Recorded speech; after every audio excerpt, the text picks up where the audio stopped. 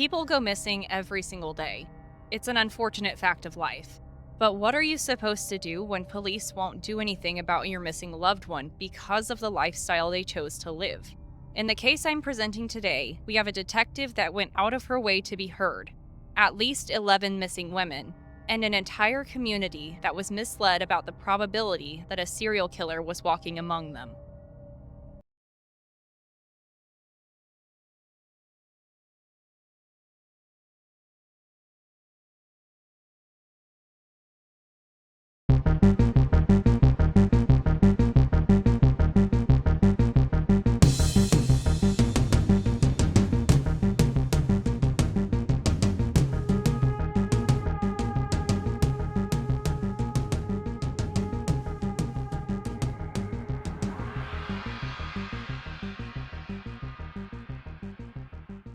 Welcome to another intriguing episode of All Things Mysterious, the podcast where all the realms of true crime, supernatural, and the unexplained converge. I'm your host, Jordan. Hi, Matt. We're ready to plunge into today's fascinating mysteries. Let's dive right in.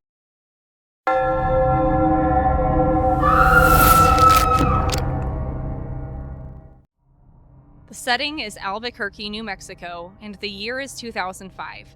Detective Ida Lopez was assigned to be the singular detective in the Albuquerque Missing Persons Unit and was handed over files of a few missing women. She realized quickly that the missing women seemed to have the same characteristics. They were sex workers, addicts, and appeared to even be the same race. Unfortunately, very little work had been done to find these women. Rumors began to circulate that there was a killer taking out prostitutes and dumping them in West Mesa. But with nothing else to go on aside from rumor, all Ida could do was try and find the missing women, and if she couldn't identify them, make them easy to identify if they were found. She went to their families, got DNA samples, dental records, anything she could find. But the rumor kept going, and unfortunately, the missing persons list kept growing. By 2009, it was over 17 women that fit the same description. Then, on February 2nd, 2009, a woman named Christina Ross had taken her dog out for a walk in a nearby field. They lived in an unfinished housing development in West Mesa, Albuquerque. While playing, the dog suddenly stopped to chew at something sticking out of the ground, which turned out to be a bone. Christina thought the bone looked odd, texted a picture of it to her sister, who was a registered nurse, and her sister responded quickly that she was pretty sure that was a human femur. At that point, she called 911 and the police came out. It was, in fact, a human femur, and very quickly it was discovered to be a mass grave. So, first off, it really surprised me how many cases involve sex workers being the victims. Seems like that's how all serial killers make it so long. It really does bother me because so many of them, they target sex workers because it's so quote unquote easy for them to go missing because of them living such a, I'm going to say transient lifestyle. Because a lot of the time they will go missing for a few days or whatever. They'll go out of town, they'll go away with somebody, or maybe they just don't have a specific place that they stay, making it difficult for them to be found. Yeah, I get that, but I think it also boils down to a lot of cops thinking that they don't deserve justice. I don't necessarily think they all intentionally think that, but that's definitely the way they act. Because I know we've done so many cases involving sex workers and disappearing, and it's always the same thing. Well, I mean, look at you recently did Jack the Ripper. I think that was like the very first quote unquote serial killer. And all of those were also sex workers, if I'm right. Yep. And that's the other thing is like I'm doing a serial killer this week too, and same thing. They were all sex workers. It seems to be for most part like serial killers when they pick their victims, it's either A serial killers or B young couples. Do you mean sex workers? What I say? Serial killers? Yeah, sex workers, sorry. I'm getting over being sick, so bear with me today. It always seems to be their victims are always sex workers or young couples.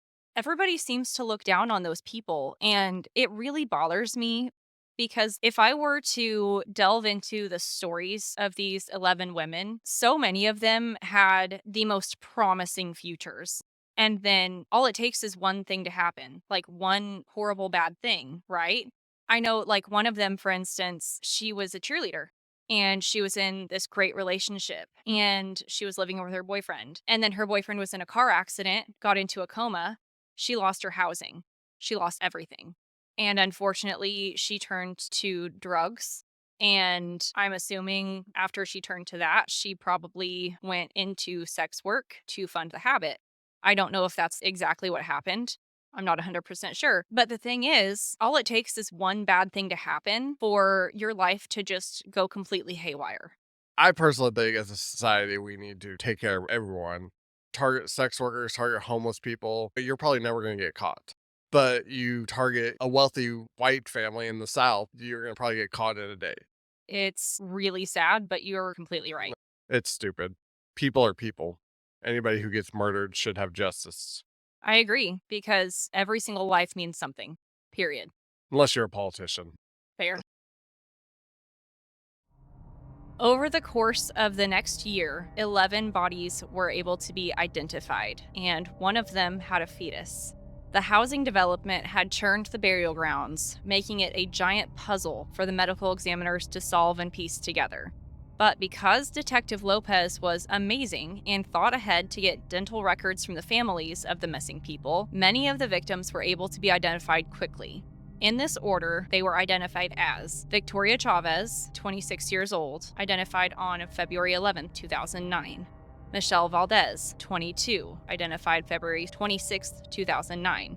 She was 4 months pregnant, and the remains of her child were also found inside of her remains. Cinnamon Elks, 32 years old, was ID'd March 11th, 2009. Julie Nieto, 24 years old, ID'd March 11th as well. Monica Candelaria, 22 years old, and Veronica Romero, 28 years old, both ID'd April 3rd, 2009. Doreen Marquez, 24 years old, was ID'd April 21st, 2009. Zelania Edwards, ID'd June 4th, 2009. Evelyn Salazar, 27 years old, ID'd November 28th, as well as Virginia Cloven, 24 years old, also ID'd November 18th, 2009. And the last victim, Jamie Barella, 15 years old, January 26, 2010, the last one to be identified. All of these women, except one, had sex work and drug addiction in common, and the only one who did not was Jamie Barella, who was 15. Jamie was a cousin to Evelyn Salazar and was most likely a victim of circumstance. All of these women went missing between 2003 and 2005 in what was commonly called the war zone, an area frequented by prostitution and drug use. Unfortunately, with the time that had elapsed and the partial development at the burial site, almost no evidence was found. And the best guess from the medical examiners on how these women died was strangulation due to lack of other evidence. When you find something like a burial ground like this, and this bothers me a lot, when they were literally turning the ground, how did you not see that? Well, I mean, depends on how far they dug and how far the bodies were buried. The bone was literally sticking out the ground. Some of them were literally like less than a foot underneath the ground. The bones could, rise up from the ground with erosion and water going into it. I mean, fair, but like they were digging still. I don't know. That just really bothered me because I just felt like at some point, I just feel like I would have seen something, but Mm. that's just me. And here's the kind of unspoken part. Whenever construction crews find bones or any kind of stuff like that, they may have an incentive not to say anything because obviously, if it becomes a crime scene, they're not going to be able to dig. Fair, but so irritating. It is. I'm curious because obviously, when a serial killer just stops, there's got to be a reason why. Does a serial killer ever stop on their own or do they die? Do they get arrested for something else? Why do they just stop? That's also what I was wondering. So, obviously, we're pretty sure the reason that the burial site stopped being this burial site because the housing development started right about 2006. So, obviously, at the very least, he stopped using this burial site. So, it's definitely possible that either he started using a different burial site, or there's also the possibility that he died, or maybe he's in prison for something completely different. Yeah. Or maybe he just moved on to a new area. Yeah, exactly. Or just moved entirely. You never know. It's always possible, especially since they were working on that housing site, that he thought he was going to get caught. So he just left right out of there. It just amazes me that whenever just serial killers just randomly stop for no reason. Always makes you think that, they moved on to somewhere else and their cases just never got connected. It's definitely possible, especially with the basically zero evidence that we have in this one. There's a lot of cases like that. I don't know. It's just weird. I wonder if this guy killed other people, and if so, where. Does make you wonder if there's still a serial killer out there in a completely different city and you just don't know because cops are doing exactly the same thing and there's not a Detective Ida Lopez on the case. I mean, to be fair, she hasn't figured it out yet either, though. No, but at the very least, she figured out there was some sort of something going on and she was trying to do something about it. Did she figure out who it was? No, but she was doing something, especially for, the singular detective basically on the case. I have a lot of respect for that woman. Yeah, me too. But goes to show you how much Albuquerque actually cares about missing people, though. That's true. I would Uh, expect a missing persons unit with basically one detective in a city the size of the one we record in, like Web City, which is like, I don't know, 10,000 people. I would expect more than that. I don't know how it works. It confuses me. Everything confuses me. Now I'm kind of curious if we even have a, missing persons unit in Joplin. Does make you wonder. At this time, the police were trying desperately to find the killer. So many suspects, but where do you begin? If you start with just a simple hatred for people in sex work, that's unfortunately a very long list. So they looked for violence against sex workers as well. The thing is, the killings could either have stopped in 2005 or 2006 due to the housing development starting to be built, or the killer could have just found a new burial ground. There are still more women on Ida Lopez's missing persons list that fit the perfect criteria, and to this day, they have not been found. Did they stop, or did they go to prison for something else? We have plenty of suspects to go over. The first suspect that I present is a pimp named Fred Reynolds. He knew at least one of the missing women and had pictures of several others, and he was seen asking around about the other missing women. Personally, I think he was more worried about his wallet and or merchandise and not necessarily a suspect. He died in 2009. Yeah, don't buy this one. Typically, you don't want to kill the people who make you the money. See, that's where I was at with this. Like, I read that he was a suspect, and my first reaction was just, I'm pretty sure he was just trying to watch out for his own women. And it also seemed like he was the only one that was actually investigating it. I really feel like he honestly was, and he really wasn't super heavily investigated out of all of the other people I look into. There were only a couple others, but he wasn't really considered a super big suspect, and I don't think he really did it, to be honest. But it was a little sketchy that he was basically going around asking about things.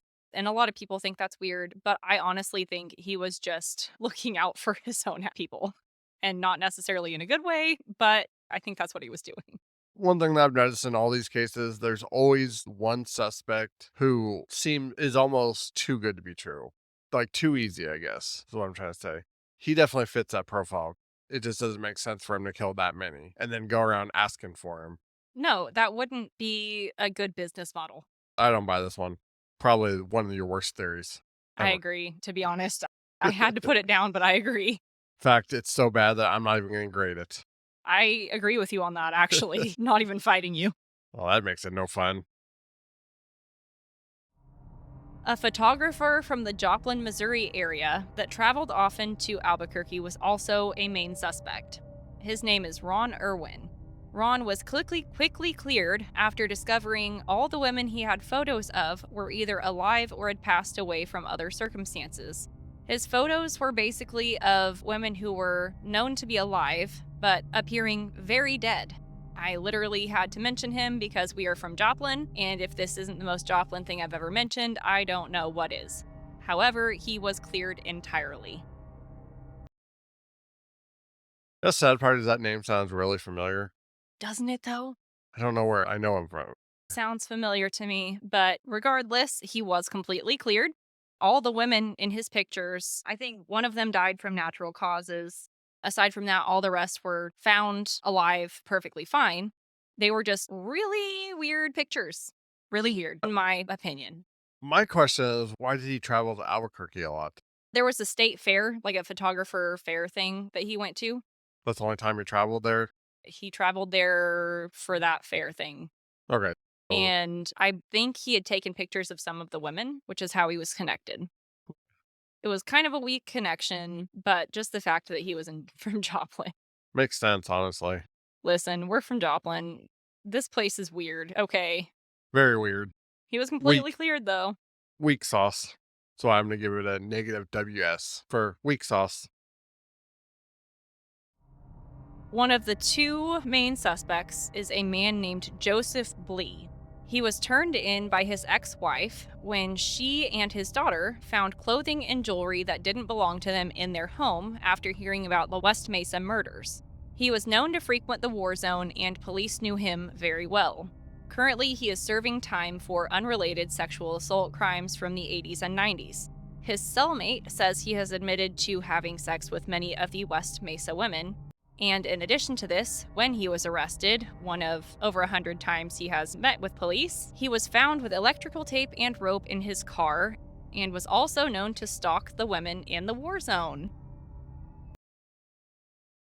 All right. So obviously he got arrested for sexual assault. Now, does that mean that he would escalate to murder? Because he's never been charged with any kind of murder, I assume. No. It's not to say that he wouldn't escalate at some point, but he's done some seriously sketchy stuff. Oh, yeah. But just because he's done seriously sketchy stuff doesn't mean he's a murderer either. No, I agree. And I will say he has never actually come out said that he killed anyone, but he is serving basically life at this point for a whole bunch of sexual assault. Yeah. He's a scumbag, definitely. Well, and he's not the last suspect that we have. We do have one more, and I like the last one. I like the last one more than this one. I'll give this one a negative POSBNG. And that stands for what? Piece of shit, but not guilty. Oh my god.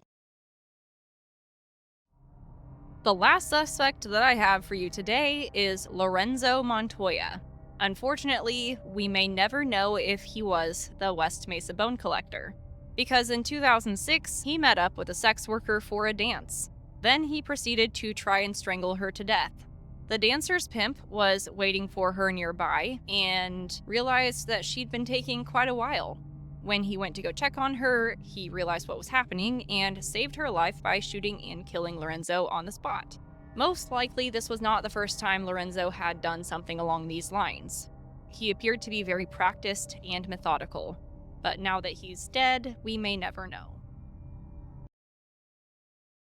Okay, so obviously that's pretty incriminating. But again, to play devil's advocate here, we don't actually know how these women died. No, we don't, which is the bad part. Because the remains were so far gone, we don't know. Because we know for sure they weren't shot. Well, but how do we know that though? There was no, like, bone fragments, like, missing or anything along those lines, unless they were shot somewhere where there would have been no bone fragment missing or anything like that and bled out. Which is very much possible because they could have been shot in the gut. As long as we're on the side of the spine, there's going to be really no bones down there that can chip off. That's true, but there were also no bullets found, anything like that. They did sift through all the soil. There were no bullets found. But that's also assuming that they were actually murdered there. And That's true. If it was left behind, it would have been found.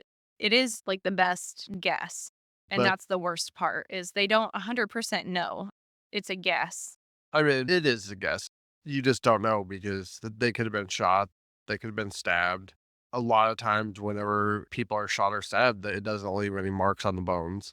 Yeah, and that's pretty much all that was left was just skeletal remains. Yeah. So I'm obviously not a profiler or any kind of detective or anything. I do spend a lot of time thinking and, I spend a lot of time researching cases like this. I'm absolutely fascinated with serial killer cases. And there seems to be two distinct types of serial killers. There's the almost showboating ones that I call. Oh yeah, the ones that almost want to be caught. Yeah, the ones that, taunt police and all that stuff. And then there's the ones that I call ghost serial killers. Yeah, they just seem to do it for the kill alone. Yeah, and don't wanna taunt, don't wanna do anything. Those are the ones that scare me the most. They go under the radar. Not only that, but they seem to be able to kill effectively and kill without drawing suspicion. Because a lot of these cases like that, how many bodies before they actually find out that it's a serial killer? A lot of them are multiples.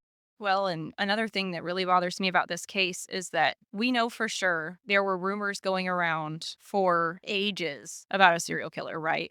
We know for a fact there were rumors going around. Did anybody really and truly investigate that?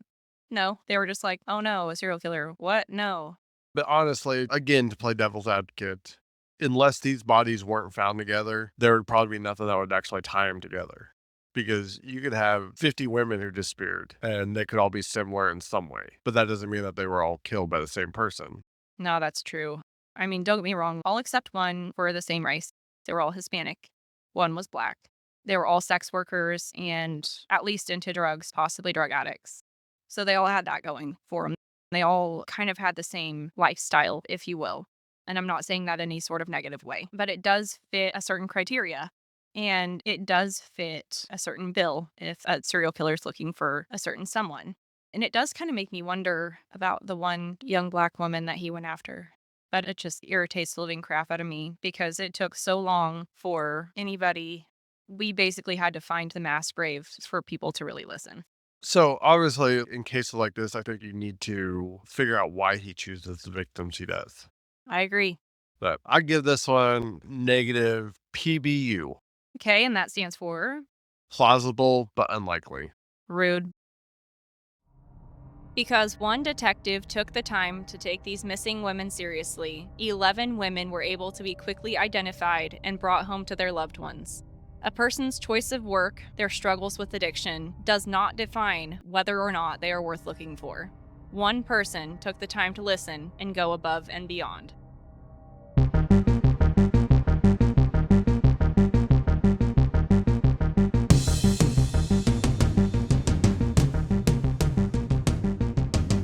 Thank you for joining us on this journey through all things mysterious. Your engagement is what makes this so rewarding. If you've enjoyed uncovering these mysteries with us, please show your support by liking, subscribing, and following us on your favorite listening platform. For more intriguing content and ways to stay connected, don't forget to check us out on our links in the description below. Your involvement is the key to unlocking more thrilling mysteries. As always, we keep you guessing.